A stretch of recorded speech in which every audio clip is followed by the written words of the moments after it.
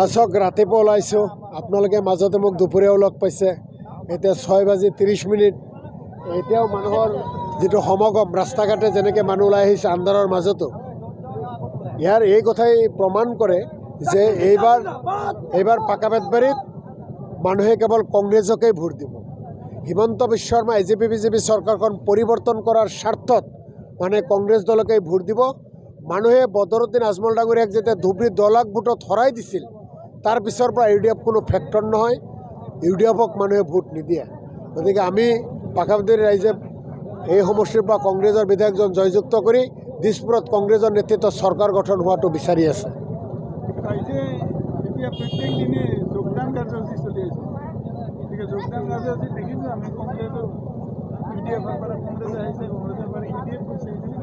চাওক, কংগ্ৰেছৰ পৰা কোনো মানুহ যোৱা নাই, কংগ্ৰেছৰ পৰা কোনো মানুহ যোৱা নাই। কিছুমান মানুহ এনেই জইন কৰাই কংগ্ৰেছ বুলি কৈ দিয়ে। আপোনালোকে সাংবাদিক বন্ধু চব যিসকলক কংগ্ৰেছৰ পৰা যোৱা বুলি কয়, এবাৰ কংগ্ৰেছৰ এপইণ্টমেণ্ট এটা দেখাব দিবচোন, যে এজন কংগ্ৰেছৰ অমুক পদৰ মানুহ UDFত জইন কৰিছে, তেওঁক ক'বচোন আমাৰ কংগ্ৰেছৰ কোনোবা পদত থাকিলে তাৰ এপইণ্টমেণ্ট থাকে, এখন নিযুক্তি পত্ৰ এখন থাকে, এবাৰ দেখাব দিবচোন পাৰে নেকি?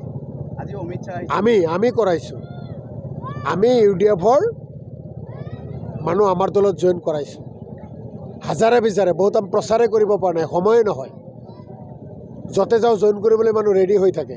আৰু আপোনালোকক 4-5 তাৰিখ আহিব দিয়ক, 4-5 তাৰিখৰ পিছত UDFৰ অফিচ খালী হৈ যাব।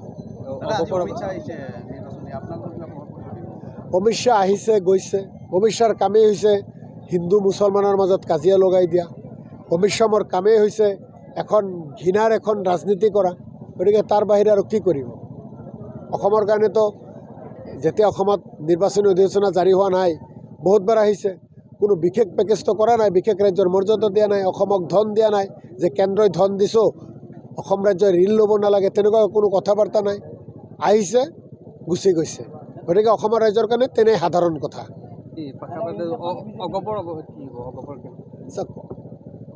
অগপ আৰু UDF, যোৱাকালিও কৈছোঁ, আজিও কওঁ, অগপ আৰু UDF এটাই দল। দুটা দল হিমন্ত বিশ্ব শৰ্মাৰ কথা মতে উঠা বহা কৰে।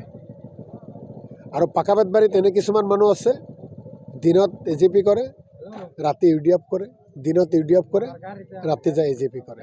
গতিকে দুজন কেণ্ডিডেটক মই আগতেও শুভেচ্ছা জনাইছোঁ, আজিও শুভেচ্ছা জনাওঁ। গণতন্ত্ৰৰ দেশ এখনত আমি সকলোৱে নিৰ্বাচন খেলিব লাগে, ৰাইজে ৰায় দিব।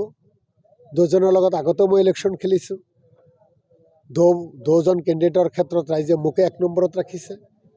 আৰু এইবাৰো ৰাইজৰ পৰা আশীৰ্বাদ বিচাৰিছোঁ, দোৱা বিচাৰিছোঁ, আৰু মই নিশ্চিত যে ৰাইজে মোকে 1 নম্বৰত ৰাখিব।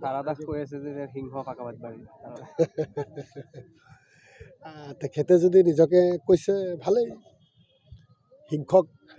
সিংহই হওক বাঘেই হওক, ৰাইজে কিন্তু পিঞ্জৰাবদ্ধ কৰিব পাৰে। সিংহ আৰু বাঘকতো পিঞ্জৰাবদ্ধ মানুহেই কৰে। গতিকে ৰাইজৰ হাতত 9 তাৰিখে ভোট হ'ব। এতিয়া সিংহকে কিমান ভোট দিয়ে, কাক কিমান দিয়ে দেখা যাব। মইতো সৰু পাকাবেতবাৰীৰ বেটা হয়, মই পাকাবেতবাৰীৰ বেটা, পাকাবেতবাৰীৰ সন্তান। মই আছাউদ্দিন আহি আছে, মানে আছাউদ্দিনক UDF AJP BJP Narendra Modi, Amit Shah, Himanta Biswa Sarma, Badruddin Ajmal সকলোৱে মিলিজুলি আনি আছে, সকলোৱে মিলিজুলি আনি আছে। অসম এখন এনেকুৱা এখন শান্তিৰ ৰাজ্য। অসমত আমি কাৰ নামেৰে আমি চিনাকি দিওঁ বাহিৰত? আমি শংকৰদেৱৰ দেশৰ মানুহ, মাধৱদেৱৰ দেশৰ মানুহ, আজান ফকীৰৰ দেশৰ মানুহ, জুবিন গাৰ্গৰ দেশৰ মানুহ। সেইখন ৰাজ্যত আছাউদ্দিন ঐচিৰ নিচিনা এনেকুৱা হট ডাইলগ মাৰি পৰিৱেশ বিনষ্ট কৰা মানুহৰ স্থান নাই, মানুহে স্থান নিদিয়ে।